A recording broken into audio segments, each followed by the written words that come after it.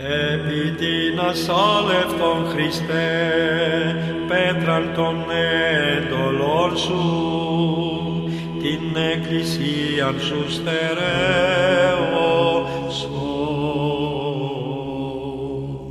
Ελέησον με ο Θεός, ελέησον με, φεύγε εμπρισμόν ο ψυχή, φεύγε σοδόμων καύση, φεύγε φθορών Θείας φλογώσεως.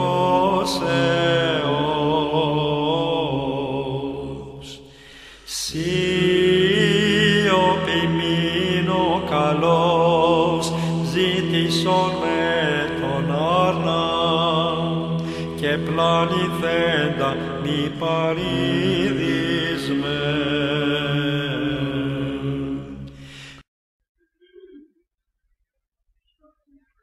Πολλές φορές παίρνει αθώος ανθρώπους και πάνε κοντά στο Θεό και σώζονται. Δεν είναι για αυτούς η συμφορά. Και αφήνει τους μεγάλους αμαρτωλούς μήπως μετανοήσουν. Είπε κάποιος χριστιανός για αυτόν που βγήκε από τα ερείπια και βλαστήμησε. Πάλι από φιλανθρωπία ο Θεός, ενώ ήξερε τι τέρας είναι, τον άφησε να επιζήσει, να βγει από τα ερείπια, μήπως μετανοήσει κατόπιν. Και πήρε άλλους που ήταν έτοιμοι για τον παράδεισο. Όπως θέλει ενεργεί ο Θεός. Θεός είναι ό,τι θέλει κάνει. Είναι μεγάλη αυθάδεια να πολυπραγμονούμε, να πολυεξετάζουμε σχολαστικά τις ενέργειες του Θεού και να λέμε γιατί το έκανε έτσι και γιατί δεν το έκανε αλλιώς, και έχουμε αντιρρήσεις και έχουμε ενστάσεις και έχουμε αμφιβολίες και δεν τα έκανε καλά ο Θεός. Όποιος μιλάει έτσι δεν είναι άνθρωπος του Θεού, είναι διαβολάνθρωπος.